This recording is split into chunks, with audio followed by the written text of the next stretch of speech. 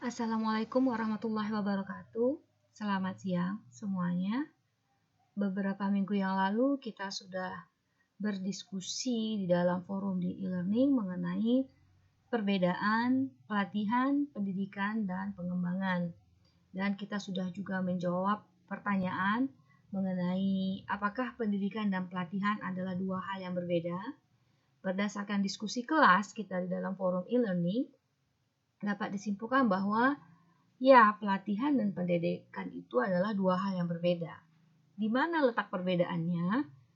Perbedaan yang paling mendasar itu terletak pada tujuan dan durasi kegiatan pendidikan dan pelatihan. Apa sih tujuan yang hendak dicapai oleh masing-masing kegiatan? Berapa lama waktu yang dibutuhkan untuk menyelesaikan kegiatan pendidikan dan pelatihan itu berbeda. Pertama, pelatihan ditujukan untuk meningkatkan kemampuan karyawan dalam melaksanakan atau melakukan tugas tertentu, tugasnya yang sesuai dengan tugas pokok dan fungsi yang sudah diberikan kepadanya secara efektif dan efisien.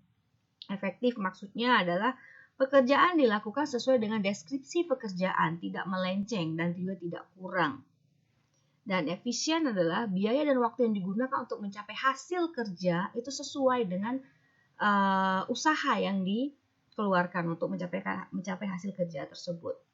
Sementara pendidikan ditujukan tidak hanya untuk meningkatkan skill atau kemampuan tertentu saja, atau misalnya kemampuan karyawan dalam bekerja, namun juga meningkatkan sikap dan perilaku karyawan terhadap organisasi.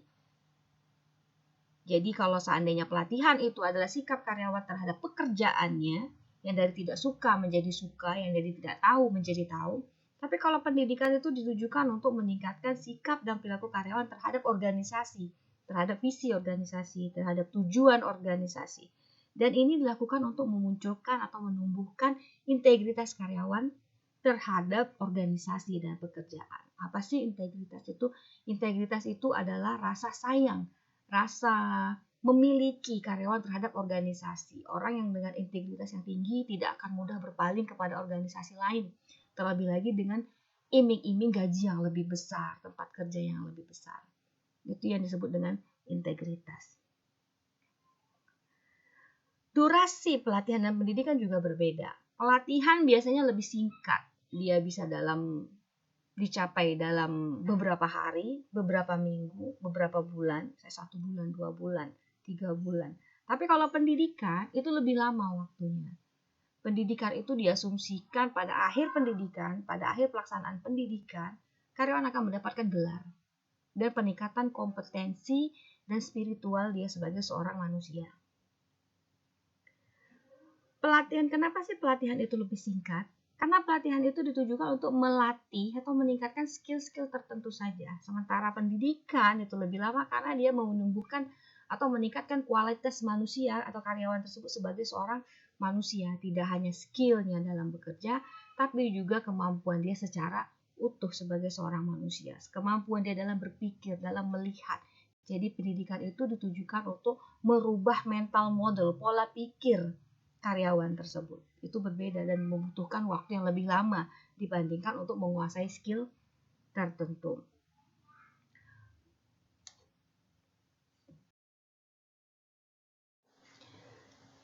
Contoh pelatihan dan pendidikan itu seperti apa? Kita ambil Universitas Jambi sebagai sebuah organisasi.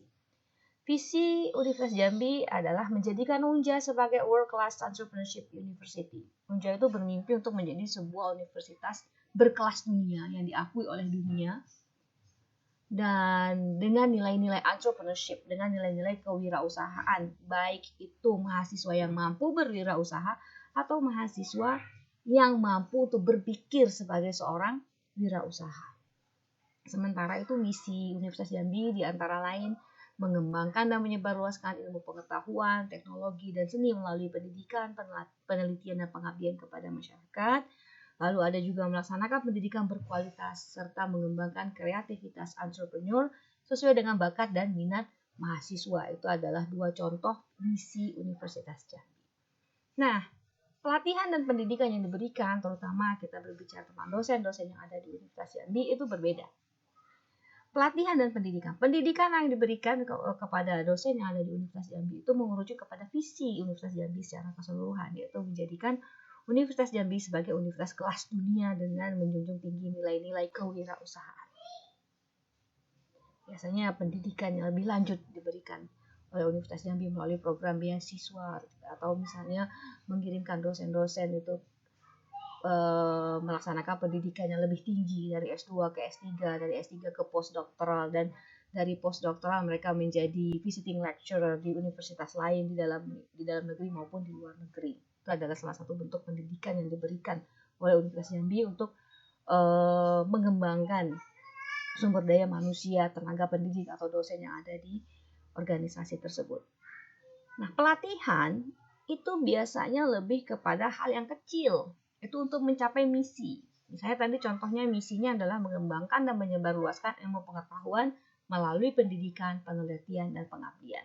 Maka dosen-dosen itu akan dilatih skillnya bagaimana melaksanakan pendidikan yang baik, melaksanakan penelitian yang baik, dan bagaimana melaksanakan pengabdian kepada masyarakat dengan baik. Jadi dia di scope. Jadi ada 3 jenis pelatihan yang diberikan kepada dosen yang ada di Universitas Jambi. Lebih mengerucut lagi tentang pendidikan berkualitas. Pendidikan berkualitas ini menyangkut bagaimana manajemen kelas, bagaimana pendekatan dosen terhadap siswa, pendekatan dosen dalam mengajar, untuk menciptakan suatu pendidikan yang berkualitas. Maka itu lebih mengerucut lagi bentuk-bentuk pelatihan atau jenis-jenis pelatihan yang akan diberikan kepada dosen-dosen yang ada di Universitas Jambi. Dan itu waktunya bisa lebih singkat daripada pendidikan yang diupayakan untuk mencapai tujuan organisasi secara keseluruhan. Kesimpulannya adalah pelatihan itu diberikan to fulfill short term goal, tujuan jangka pendek, sesuai dengan kebutuhan pekerjaan yang ada atau work-based activity. Sementara pendidikan itu diberikan to fulfill long-term goal, tujuan jangka panjang, untuk mengembangkan karyawan sebagai seorang manusia yang berkualitas untuk mencapai tujuan organisasi secara keseluruhan. Lalu, apa hubungan pelatihan, pendidikan, dan pengembangan? Pelatihan dan pendidikan adalah bagian dari upaya organisasi untuk mengembangkan sumber daya manusia yang dimilikinya untuk meningkatkan performa dan mempertahankan keberlangsungan hidup organisasi. Nah, selanjutnya kita akan membahas tentang pengembangan sumber daya manusia di dalam organisasi. Human Resource Development atau yang sering kita kenal dengan istilah HRD adalah sebuah proses atau kegiatan untuk meningkatkan pengetahuan dasar, meningkatkan keterampilan, produktivitas, dan kepuasan kerja karyawan untuk kepentingan organisasi, masyarakat, negara, dan kemanusiaan secara keseluruhan. Itu adalah definisi HRD yang disampaikan oleh McLean dan McLean. Sementara itu Nadler mendeskripsikan Human Resource Development sebagai a series of organizational activities conducted within a specific time and designed to produce behavioral change. Jadi Nadler itu lebih menitikkan kepada tujuan HRD sebagai sebuah kegiatan untuk merubah perilaku karyawan dalam organisasi. Lalu bagaimana pelatihan dan pengembangan itu dapat meningkatkan dan bahkan mempertahankan kehidupan organisasi? Menurut Richard Swanson dan Elwood Halton III, alurnya kira-kira seperti yang bisa kalian lihat di dalam slide. Yang pertama, pelatihan dan pengembangan itu menumbuhkan dan meningkatkan kemauan karyawan untuk belajar.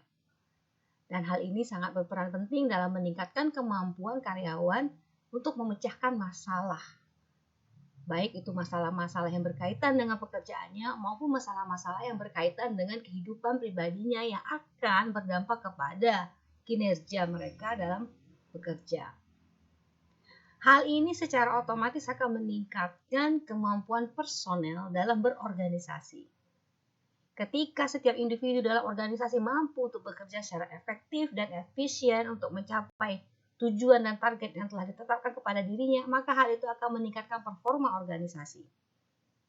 Ketika performa organisasi itu didukung oleh kemampuan personel yang sangat berkualitas, hal ini akan menciptakan organizational sustainability di dalam kehidupan organisasi.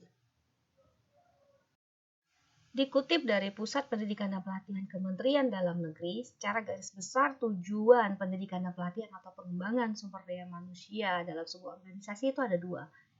Yang pertama adalah untuk meningkatkan prestasi kerja dan kemampuan personel dalam menghadapi dan memecahkan masalah seperti yang sudah disebutkan sebelumnya.